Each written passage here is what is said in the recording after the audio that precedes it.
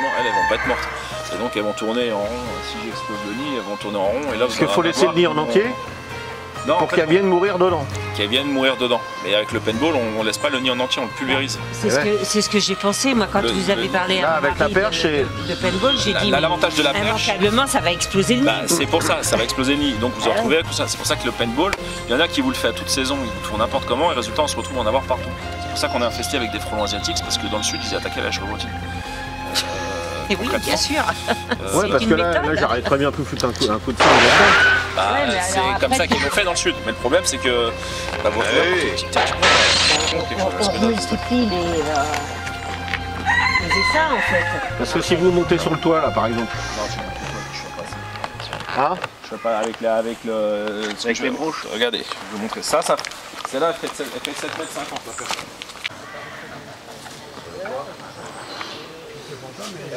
Tiens-le comme ça.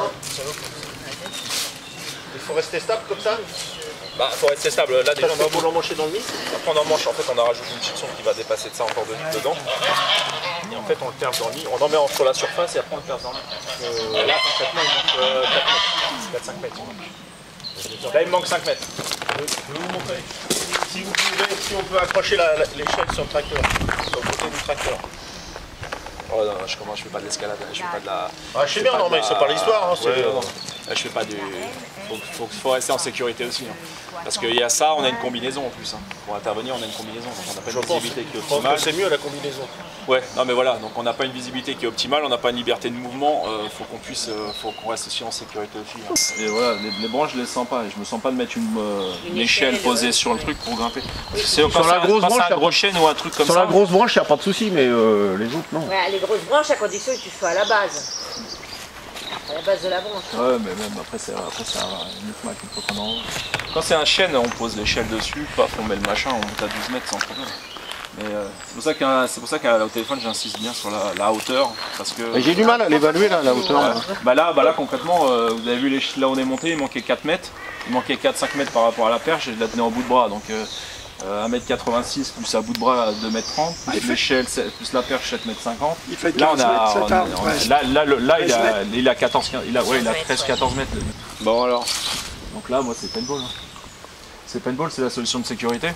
Si on fait ça d'ici une quinzaine, il y aura beaucoup moins. En fait, pourquoi on fait ça en arrière-saison? Voilà, pour revenir à ça, c'est parce qu'il y a encore beaucoup d'ouvrières actuellement. Là, les ouvrières, les rennes vont arrêter de pondre des ouvrières. Si vous voulez, ils vont se mettre en mode faire que des futures larves. En fait, c'est pour ça qu'il faut le détruire, parce que l'année prochaine, la reine, avant d'aller se foutre en terre et d'aller se... Parce qu'après, elle s'enterre la reine. La reine va s'enterrer. Mais avant de s'enterrer, elle va faire des futures larves de reines à l'intérieur du nid, qui elles survivent tout l'hiver à l'intérieur. C'est pour ça qu'ils font plein de ressources pour alimenter ces futures reines, ces futures larves. C'est ce qu'il faut. Et en fait, les futures reines, qui vont être en état de larves concrètement, elles vont rester tout l'hiver. Et c'est en printemps, elles vont éclore, et la première qui éclore, ça devient la patronne. Elle relance l'activité dans le nid, et hop, c'est reparti de plus belle. Ça refait. Et ça dort comme ça dans la... Et celles qui se foutent en terre, les reines, elles vont hiberner, et au printemps, pareil, elles se réveillent, et elles vont faire des petits nids. Et c'est ce qu'on appelle les nids primaires au départ.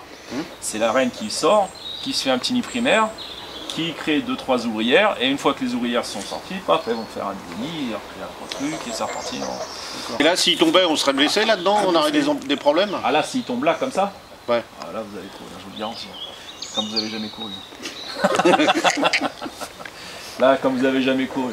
C'est l'accessibilité pour celui-là. Donc le paintball, c'est le bon compromis. Mais le paintball, faut mais pas ces trucs-là, ils se comment. décrochent jamais quand il y a un coup de tempête, un truc comme ça? Ça arrive, ça se décroche. Les branches, des fois fragilisées, ça arrive, j'en ai déjà fait. Même cette année, j'en ai fait. Il n'est pas sur des grosses branches. Ce que je veux dire. Ouais, non, mais ça peut arriver. Maintenant, il est là depuis un petit moment quand même.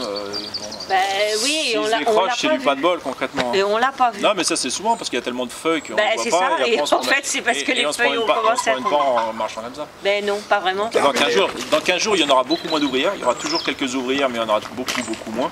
Parce que là, concrètement, elles vont crever. Elles ont leur cycle et elles arrivent en fin de cycle. Et il n'y en a plus de nouvelles.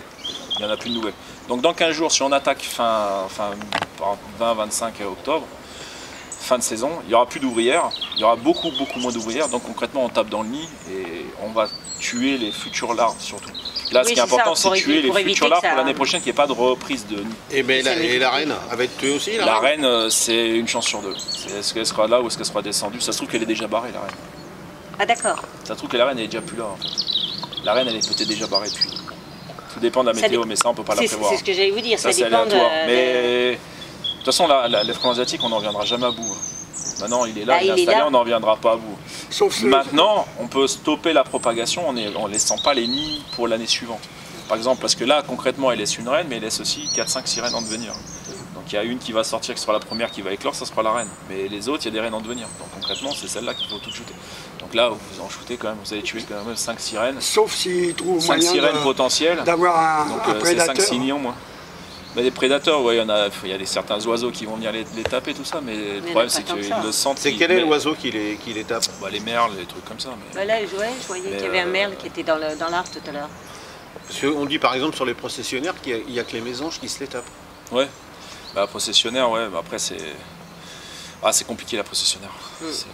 Mais de toute façon, la nature est bien faite, dans tous les cas, il y a toujours un prédateur pour chaque truc. Le problème c'est que le frelon asiatique n'est pas d'ici. Et il n'y a pas vraiment de prédateurs attitrés. C'est pour ça que maintenant on en a de plus en plus. Et maintenant je fais des asiatiques carrément à cette hauteur-là. Il y a oui, années, tous les nids, on les faisait là. Exceptionnel. Non, c'est plus exceptionnel. Non, mais avant, au départ, c'était exceptionnel. Maintenant, vous n'imaginez pas le nombre de nids que je fais à cette hauteur-là, enfin à hauteur d'homme. Et vous êtes pris là-dessus tout le temps maintenant? Hein? Tout le temps. Tout le temps, non, je fais aussi beaucoup de guêpes, beaucoup de Mais le frelon commun, beaucoup moins. Celui du frelon de chez nous, c'est très très rare. Beaucoup plus rare. Par contre, l'asiatique, ouais, on a fait un paquet. Maintenant, si on arrive. Ouais, quand les gens me disent frelon. Les frelons communs, ils se perchent pas si haut normalement. Non, le frelon commun, il a pas tant. En général, souvent, il va se foutre. Dans les haies. Souvent, il y a un trou d'arbre, il va se foutre dedans. Des haies, c'est rare. Eh ben, on en a eu une fois, là, loin. Et je l'ai eu au chalumeau, moi. Ça arrive. Je l'ai brûlé au chalumeau. C'est risqué au chalumeau. Moi, je l'ai fait au chalumeau. Oh, j'étais équipée, hein, j'avais. Dans un tas de paille. Après, moi, je vous dis, moi, sur un nid, enfin là, à cette hauteur-là. Bon, il était pas gros, il était comme ça. Là, quand je prends la perche et que je le fais machin, je mets pas d'équipement, je le fais comme ça. Il aurait été à hauteur avec la perche, je le faisais comme ça, direct, je tapais dedans, je perçais dedans. En fait, j'insère l'aiguillon dedans, je balance du contaminant dedans, j'en mets plein la surface. Oui. De toute façon, toutes celles qui sortent. En fait, j'en fume avant de percer. Comme ça, toutes celles qui sortent, elles ont déjà du produit avec elles. Et après, on perce à l'intérieur, on envoie un peu de produit, on laisse du produit à l'intérieur. Après, c'est terminé. L'intervention, ça va vite. Ça les tue rapidement? Ouais, une fois que le nid est contaminé, ouais, dans les 2-3 jours, il n'y a plus rien, tout est mort. Même le jour même, vous avez déjà pratiquement plus rien. Par contre, là, le problème, c'est vraiment la hauteur. Là, concrètement, il manque 5 mètres. 5 mètres. Ouais. C'est l'accès. Hein. Là, il me manque 5 mètres. Et c'est pour ça vraiment qu'au téléphone, je demandais vraiment par rapport à la... Parce que j'imagine pas. Et le problème, c'est c'est qu'une photo, c'est trop aléatoire parce que vous mettez ça à côté de vous. Oui, mais moi, pour moi, un garage, je peux me dire ça fait 2 mètres. C'est juste la machin. Je sais pas là. Par rapport. On n'a pas de comparaison concrètement. Regarde là, il y en a un paquet dehors. Hein. Ouais, bah ouais. Après, il n'y a pas de danger. Hein. Milliers, peut-être pas des milliers, mais bon, 500. Il y a 500 pour plus. Ouais, non, dans un truc comme ça, il y a quand même. Parce que dans une ruche, il y en a beaucoup plus. Ouais, dans une ruche, il y a de place, voilà.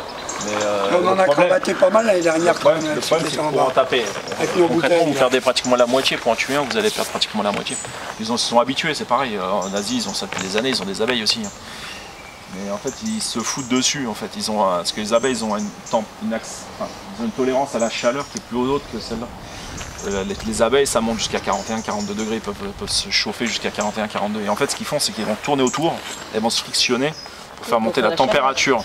Et eux, ils n'acceptent pas plus de 39. Et le coup de froid qu'on a eu, le coup de gelée qu'on a eu la semaine dernière, ça a dû leur faire mal à la tronche là. Ça là-dedans? Ouais. Non. Franchement, non. Mais non, mais là-dedans, c'est le précurseur de la clim. Hein. Concrètement, vous avez ce nid-là, mais vos galettes, elles sont larges comme ça. Hein. Tout le reste, c'est du papier. Hein.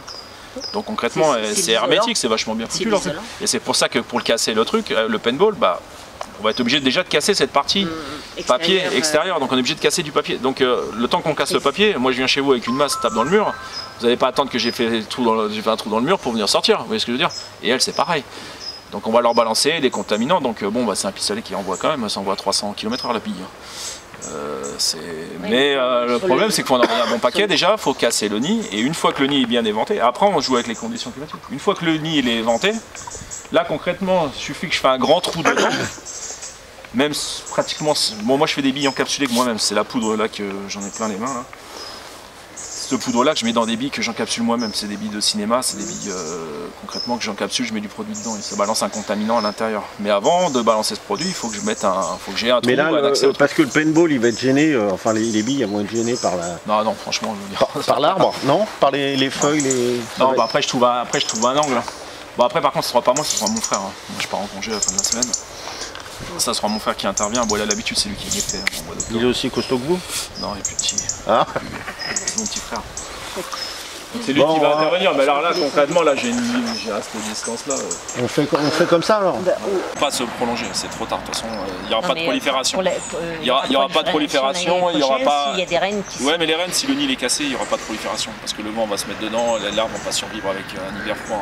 Si le nid est pété, ils ont pas et ça passera pas.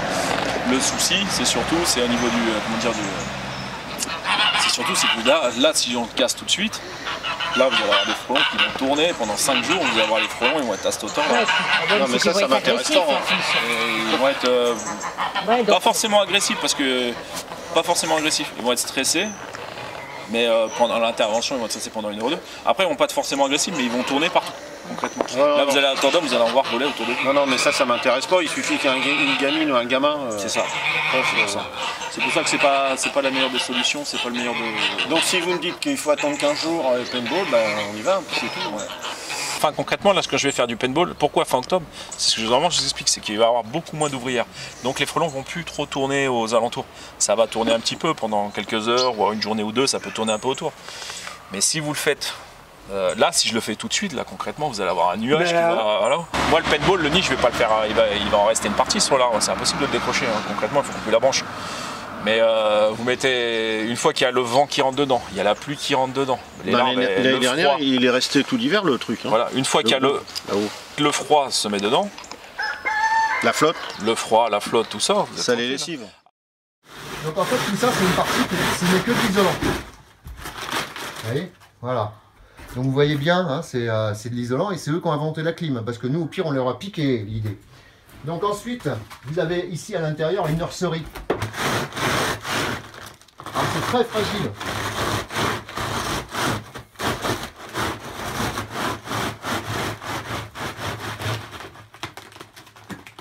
Et accessoirement, voilà ce qu'on peut trouver dans un nid de frelons. Vous voyez? Alors tiens, il y en a un qui est pas mort là. Non, je plaisante. Vous voyez, regardez. Ce n'est que des étages. En fait, tout ça, c'est la nurserie. Ouais, c'est assez sympa, c'est très joli. Et ici, vous avez toutes les alvéoles. Ouais. Et tout ça, c'est rempli de petits frelons. Regardez dessous. Ouais. À chaque alvéole, vous avez un frelon. Et vous pouvez voir, hein. Regardez par rapport à une main. Le truc plein, il fait 15 kg, quoi. C'est pas un super gros nid, mais il est quand même pas mal.